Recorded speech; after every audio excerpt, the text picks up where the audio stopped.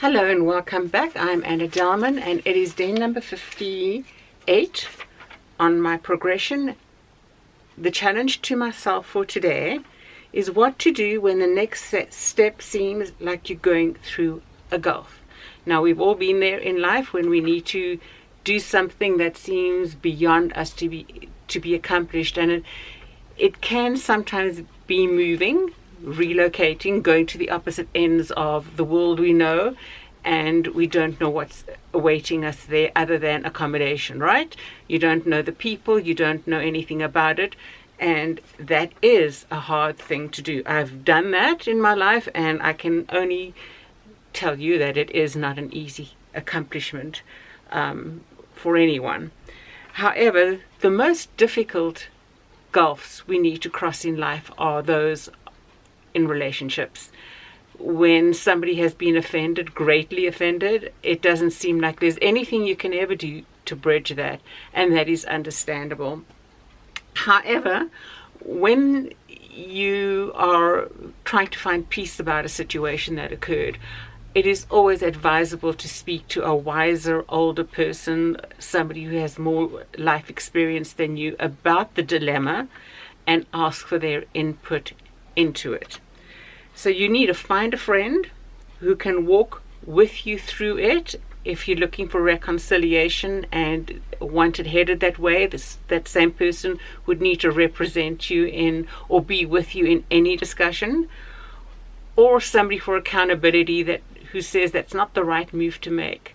That kind of reconciliation is never going to occur, and this is why. And they will hold you accountable that you don't step forward and try to achieve that, because it is only going to throw more mud around and more muck around in life, and you don't need that. You don't need things to be worse than they are. And somebody who will give wisdom, who will understand and look for knowledge and look for answers and understanding, so that you can take the right steps in the right direction.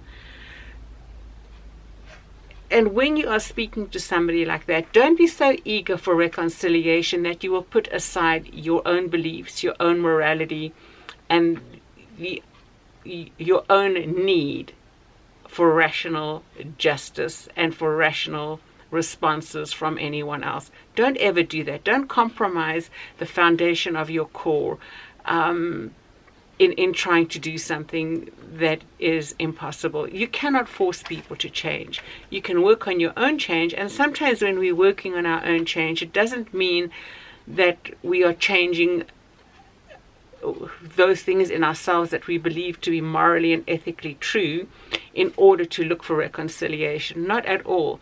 We are changing those things about ourselves that are uncomfortable in living without those reconciliations, without that peace. Sometimes it just is not possible, and we need to be okay with that. We need to not allow the guilt to accuse us when there is no reason for the guilt, and we need not to allow what other people's opinions of us to be the reality for us. They own it. If they want to think badly of us, that determines and defines who they are rather than who we are in reality. So we need to find comfortable in that. So what to do when the next step seems like you're going through a gulf? Take a step back, assess it, and find a friend to help you work through it and understand it. Don't try and venture out there without looking for wisdom and people to come alongside you. Otherwise, it's going to end up a greater mess, and you don't want that. Okay, Proverbs 15 on an application for today, being July 15.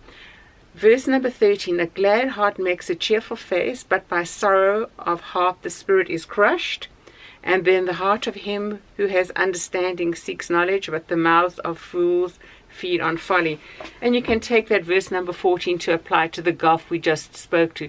If people want to maintain their foolish opinions about who and what you are, that's their folly. Let them own it.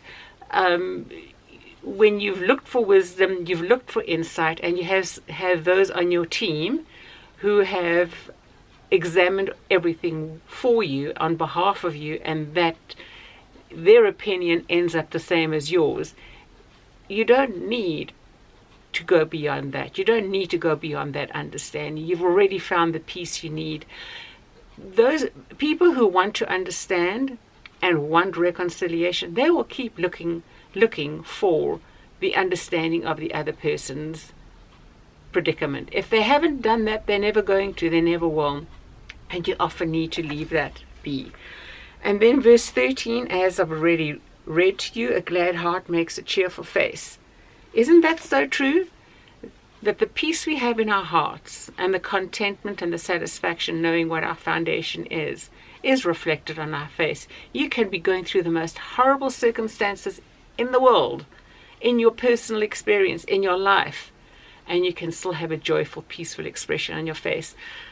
When I went through the most difficult period of my current situation, it was icky and horrible.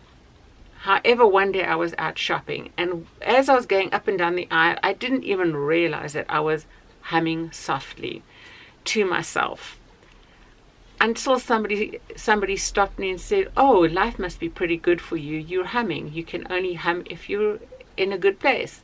And I smiled and passed some comment which I don't really even remember what I said. And that's not the important thing.